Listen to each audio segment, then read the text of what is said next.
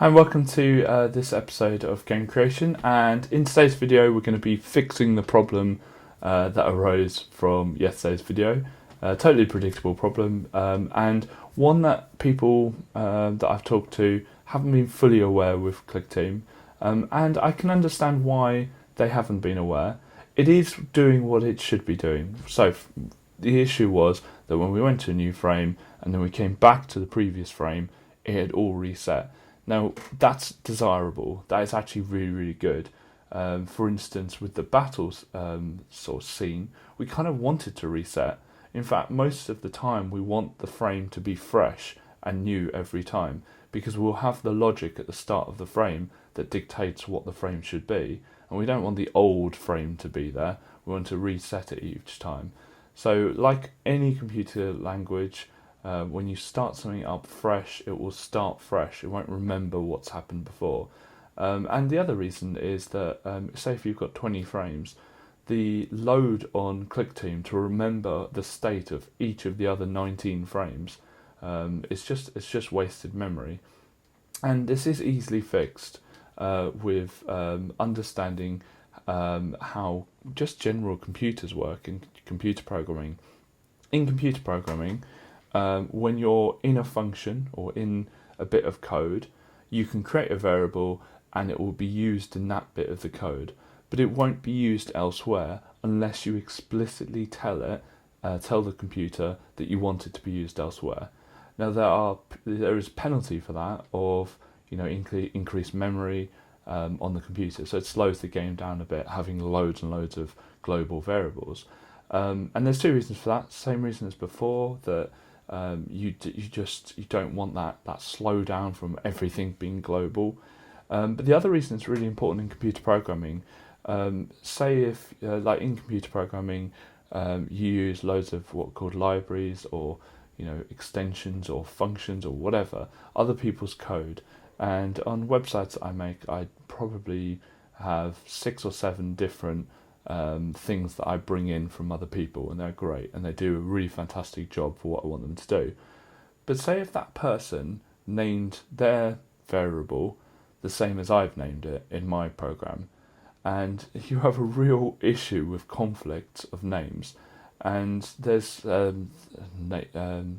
you can get around that in different ways. But if all of their functions are just tied with their bit of programming and don't interfere with mine, which is what happens unless they explicitly say that they're going to be global, you don't need to what's called namespace them, which is where you put your name in front of all your functions or whatever it is, because you can just name it the way you want to name it, because you're not going to interfere with their programming, they're not going to interfere with yours. I waffle way too much, so please stop me. So Clickteam does this really to save memory and to be predictable, so whenever you go to a frame, you know exactly what's going to happen. So how do we fix it? Well, just like with computer programming, that you can explicitly say you want it to be global, for instance, because you want it shared with the other things, and you've got to be really careful the way you name global variables. You can do the same with Clickteam. You can say explicitly you want something to be global to the application, and you can have information that is shared with the frame to help it replicate the state that it was in before. So in this instance, where our player was, and probably a lot else down the line. So let's get to it. So I've opened up the same project as always, and here's our battle screen, but we're really interested in the map for now. Now, we've got to think, what is it in our game that is... that was unlucky. What is it in our game that... and there's a shortkey for resetting the application, but I can't remember what it is. What is it in the game that remembers where the player is? And that's going to be the main thing. And I think it's the player object. Let's just have a look. The movement object, I think I called it. We've got data store, input data store. Maybe it's the player itself. And I'm sure the player is named something really useful like active. Yep. So yeah, so it's in the actual player itself, which is quite useful. Let's rename this player so we've got a chance of finding him or her. Alright, So let's open up the player object and let's just see what it is that's happening. So every time I move, the tile X and the tile Y change. I'm not too fussed, I think, about the destination because I think that's calculated each time. And frames to move.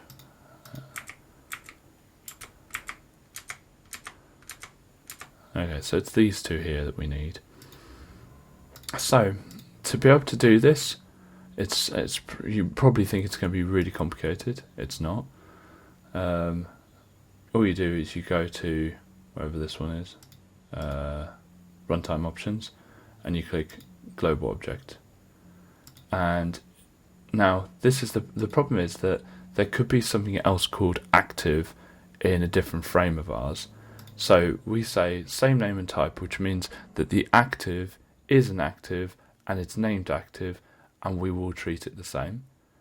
Identical object, and no, you don't want it to synchronize at all with things that are currently there. Now we don't actually have, I think we don't actually have, yeah, so we don't actually have any other objects in any other frame, so we don't need to worry too much about that. Now all I do is let's just run that now and let's see what happens. I'll be quite interested. So let's just see. So let's add it again. And let's see. So it's reset to 3 and 4. Okay. Now I think if I add the player object in here, I think it might share that. Don't actually know. So for those of you who think that I plan these videos extensively, and I think I know what's happening. I don't think I did need to add that. I'm an idiot. So let's remove that because I don't think you need to have that in all of the other ones. I think that's now global. I think what's happening is the code is dictating it at the start. So the player creation, yeah, there we are. So it's creating that. Now we might need to change that creation part.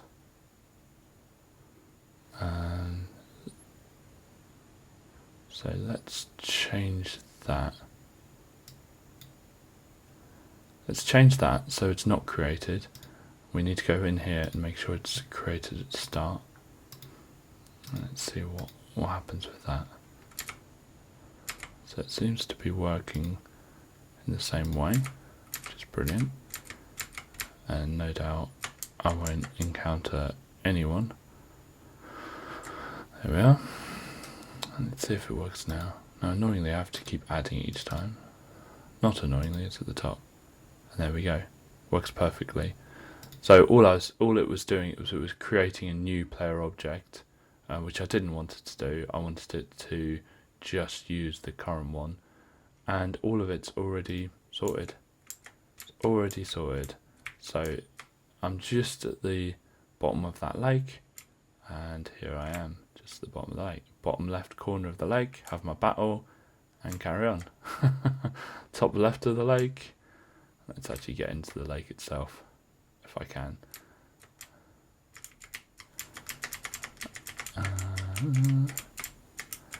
I want to get in. I want to battle in here. So normally, when you want something in computers, you never get it. See, as soon as I go out of the lake, it will have a battle.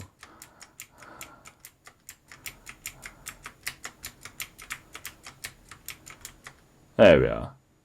And then it brings me back, which is perfect. That's exactly what we wanted. So the reason why that worked so perfectly is because the starter frame, it automatically moves the player to the tile X and tile Y.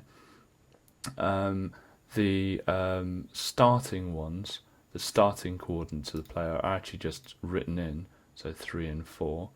So there's nothing here saying make them 3 and 4, which means that when we change these before we go into the battle, it remembers that, and you don't need the object, which I didn't think you did, but you don't need the object in here at all. it just knows it needs to remember that player object for when we go back. The other things are being reset, the other data stores, so there might be bugs down the line that we do things in here, and then as soon as we come back from a battle, they're not working as they should be. For instance, when we have an inventory and we have like objects, it might forget we have those objects. So all we need to do is from now on when we code to make sure that the data store that we're using, so an inventory data store, is global, and make sure that the game can cope with it being loaded from a different frame. So there's something that says, you know, at the start of the frame do this, and check the inventory and update the graphics. So it's just a different way, and this is why it's quite wise to do this now, so that we can test it as we go along. So I hope this week's been useful, and maybe next week we'll develop the actual battle arena itself, because at the moment it's just a blank screen. Thank you. Thank you very much for watching this video. If you want to see more from us, please click subscribe. We release videos every single weekday at 7 PM UK time. Thank you.